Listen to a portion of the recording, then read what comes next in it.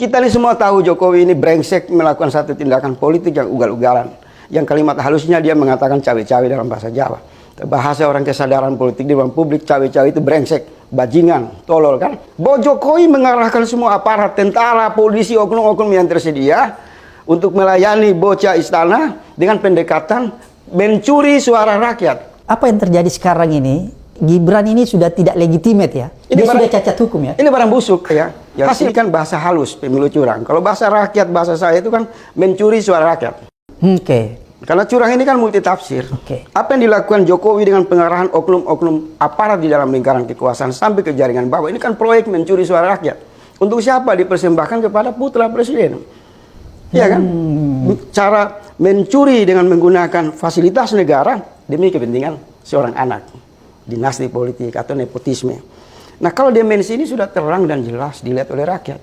Gerakan mencuri suara rakyat ini yang disebut dengan berbagai perbincangan soal kecurangan pemilu. Tetapi Surya Paloh melihat lebih jauh, bukan hanya soal kecurangan. Kalau ada reaksi yang kuat dari para tokoh segera berkumpul, ini terjadi pemakzulan.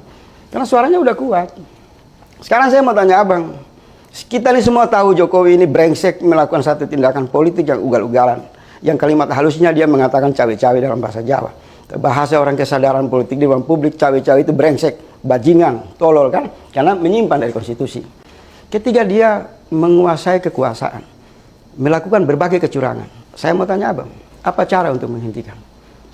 Apakah hanya dengan pidato ketua umum partai? Tidak menyelesaikan masalah. Apakah menggerakkan aparat? Tidak bisa, karena aparat dikontrol dan dikuasai oleh Presiden Jokowi. Maka hanya ada satu cara, bahwa model premanisme kekuasaan yang dilakukan secara terang-terangan oleh Jokowi hanya dapat ditertibkan di MPR. Sidang istimewa, menjatuhkan atau meminta dia mundur. Nah, kalau isi pidato Pak Surya Paloh, Ibu Megawati tidak berujung ke sana. Di awal tadi saya mengatakan, rakyat akan mengatakan, isi pidatonya kita buang. Karena keluhan Anda tidak bereskan kami. Semua sama-sama mengeluh. Kita butuh solusi. Dan rakyat sudah menyodorkan solusi. Tidak ada cara lain, tidak ada pilihan lain. Keberanian partai politik menyelamatkan arah bangsa, menegakkan prinsip-prinsip konstitusi untuk mengakhiri Jokowi. Kan masih ada yang dipilih oleh rakyat, Maruf Amin. Dia kan bukan satu paket tunggal. Dia bukan sosok yang tunggal. 2019 rakyat ini juga mendukung, memilih Maruf Amin. Kalau satunya bermasalah, ya kasihlah Maruf Amin. Dan itu biasa. Pernah terjadi? Di seluruh dunia dan di Indonesia sudah terjadi. Satu orang membuat keonaran di pusat kekuasaan, memanipulasi semua konstitusi, menciptakan ugal-ugalan, kemudian dia biarkan hanya pidato-pidato para elit. Ini tidak menyelesaikan masalah. Saya mau meminjam suara rakyat yang kuat. Hari ini, harapan rakyat segera Pak Surya Paloh, Ibu Mega ketemu. Membuka ruang silaturahmi untuk mengumpulkan semua elit yang resah, elemen-elemen bangsa yang resah. Berikan hak, kembalikan hak kedaulatan rakyat itu. Di mana matinya parlemen yang selama ini dibiarkan harus dihidupkan. Parlemen harus hidup untuk merespon isi pidato Pak Surya Paloh dan Ibu Megawati untuk mengakhiri ketidakadilan. Karena cara mengakhiri ketidakadilan bukan dengan pidato, tapi ketua umum partai dan partai politik berani menggerakkan mekanisme lembaga formal yang tersedia untuk menghukum pemimpin eksekutif yang dianggap brengsek dan bermasalah. Kalau tindakan ini tidak dilakukan, ya kita kehilangan momentum. Rakyat akan menyesal. Terlalu lama Ibu Megawati dipajang di ruang demokrasi dan hanya menjadi lukisan yang makin hari pudar. Warna-warni manis tapi tidak memberi makna bagi kehidupan rakyat banyak. Saya agak melihat begini, bahasa yang mengatakan kecurangan pemilu ini dibuang. Bahasanya itu mencuri suara rakyat. Karena kecurangan ini penghalusan yang dimainkan selama pemilu ke pemilu dalam rangka melegalkan kejahatan. Kalau misalnya mencuri, sehingga rakyat menangkap dengan jelas bahwa Jokowi mengarahkan semua aparat, tentara, polisi, oknum-oknum yang tersedia untuk melayani bocah istana dengan pendekatan mencuri suara rakyat. Nah, kalau dalam Islam, orang mencuri itu potong tangan. Karena kita bernegara, kekuasaan mencuri suara rakyat, maka kepala kekuasaan itu harus dipotong, dia harus diturunkan dari kekuasaan. Karena ketika seseorang melanggar hukum rakyat kecil, mencuri ayam, melanggar lampu merah, ada hukum pidana berlaku bagi mereka. Ini pidana. Dia mencuri, menggunakan tangan aparat yang digaji oleh rakyat, mestinya mereka netral. mereka menjaga demokrasi yang baik, dirubah menjadi para pencuri dalam ruang demokrasi. Maka apa yang dikatakan Anies bahwa kekuasaan dipimpin oleh mafia semakin terbukti. Karena sifat-sifat mencuri kan para mafia. Kalau orang baik enggak. Nah, inilah kecemasan, bukan hanya hadir dalam ruang pidato Surya Paloh atau Ibu Megawati. Sampai ke tukang ojek, rakyat kecil marah. Karena hak istimewa mereka untuk memilih pemimpin, belum memilih lagi, proses pencurinya sudah dibuat. Sudah ditentukan siapa yang harus jadi pemenang.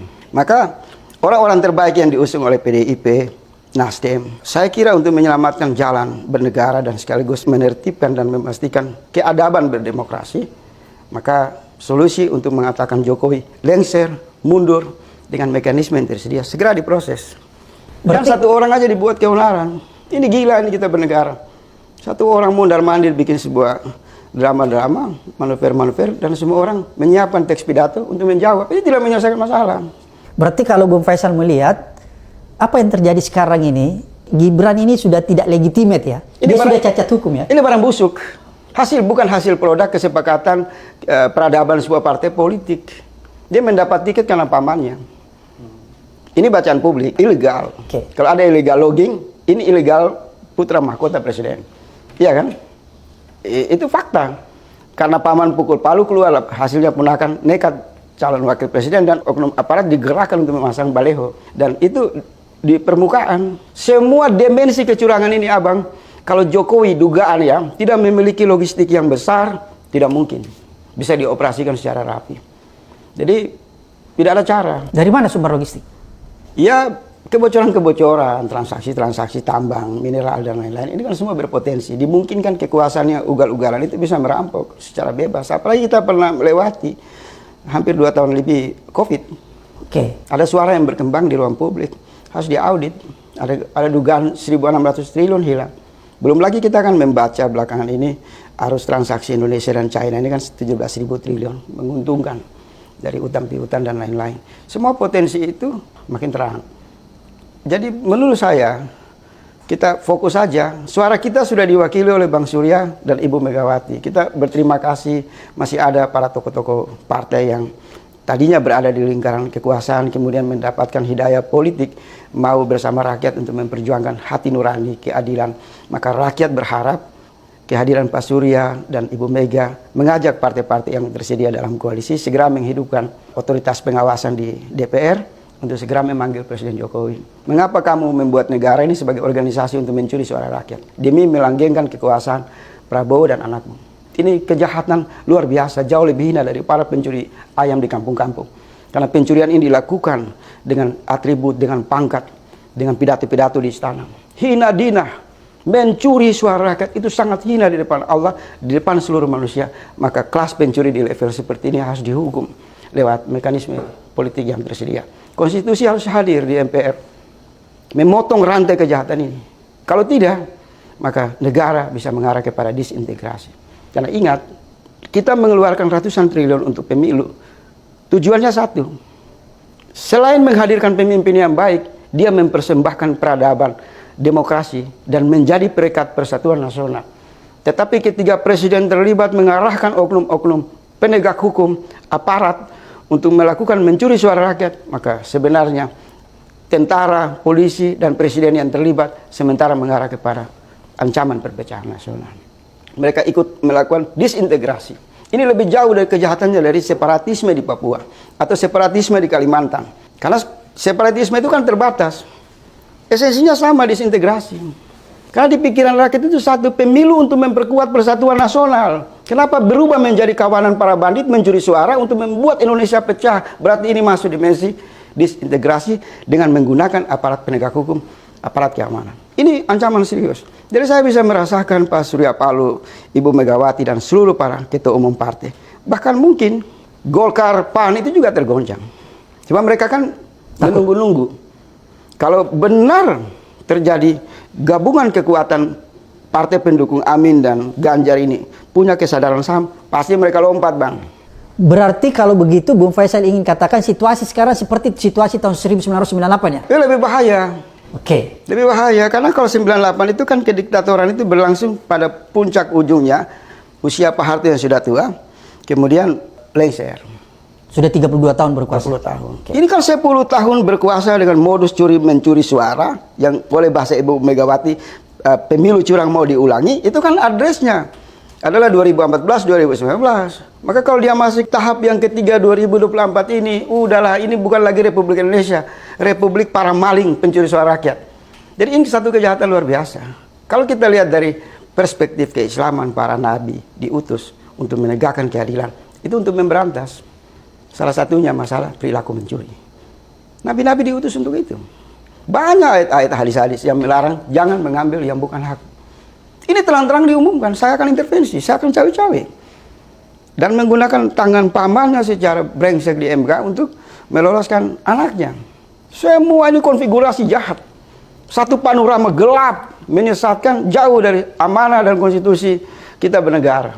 Jadi sudah pantas seluruh rakyat marah, amuk massa di mana-mana memprotes, karena ini adalah bangsa yang menentang sikap pencuri, sikap hipokrit, sikap kelicikan. Bangsa Indonesia ini bangsa yang menjunjung tinggi nilai-nilai luhurnya, rasa kejujurannya, sehingga dia bangsa yang berani. Tapi kalau dia dipandu oleh kekuasaan bermental pencuri suara rakyat, maka tahap demi tahap bangsa ini akan diperbudak, akan jauh lebih hina dan lebih rusak dari bangsa-bangsa di negara-negara lain. Lebih hina dari Zionis, lebih hina dari Israel bisa jadi. Oke, Bung Faisal, berarti kalau Anda lihat bahwa negara kita ini atau pemerintahan kita sekarang ini sepertinya mempraktekkan otoritarian. Itu istilah-istilah saja, Bang. Istilah pencuri itu di atas segala-galanya.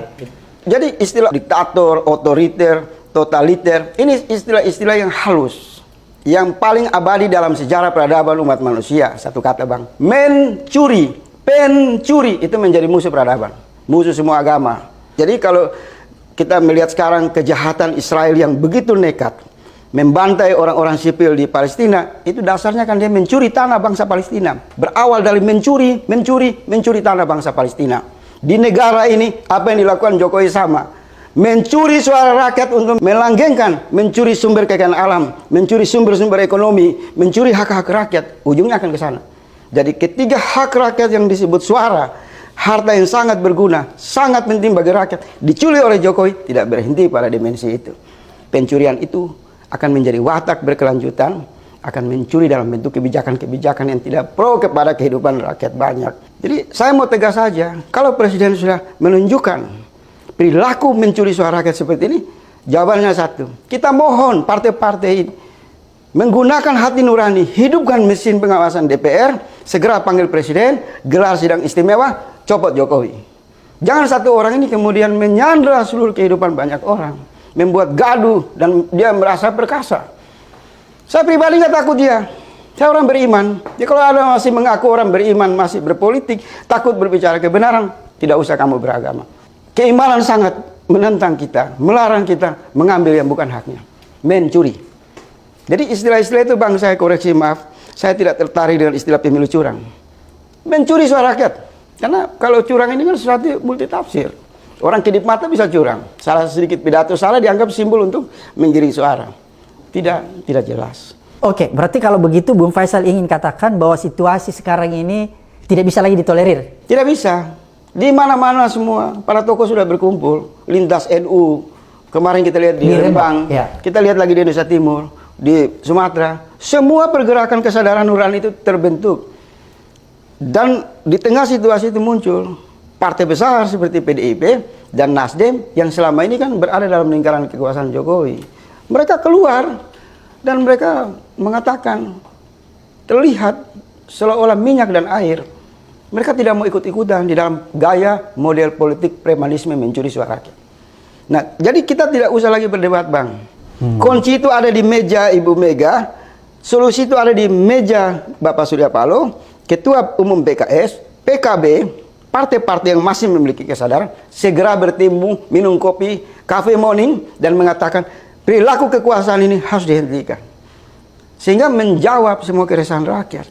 Kalau tidak dihentikan, udah nggak usah ada pemilu. Hasilnya mereka udah dibuat di istana kok. Kuncinya ya buat apa kecurangan kemudian pemilu dilaksanakan. Terus nanti istana kemudian mendorong pengamat-pengamat dan survei-survei berbayar yang hari ini semua bohong semua kan. Untuk itu saya juga di forum ini mau menyarankan kepada Ibu Mega dan PDIP segera konferensi pers. 80% yang dianggap mewakili Jokowi, kepuasan Jokowi, segera diumumkan itu bohong. Faktanya PDIP sendiri sudah mengungkap kekuasaan Jokowi bertindak semena-mena, semakin jauh dari perasaan publik. Mereka harus keluar, jujur kepada publik, bahwa PDIP melihat angka 80% itu angka bohong-bohong saja. Tanggung, sangat tanggung. Seorang perempuan di usia hampir 80 tahun berani sekarang ini keluar. Kalau masih ada kader-kader PDIP yang penakut, berarti partai ini tidak lebih dari persenyawan yang sama, masih dalam watak pencuri suara rakyat.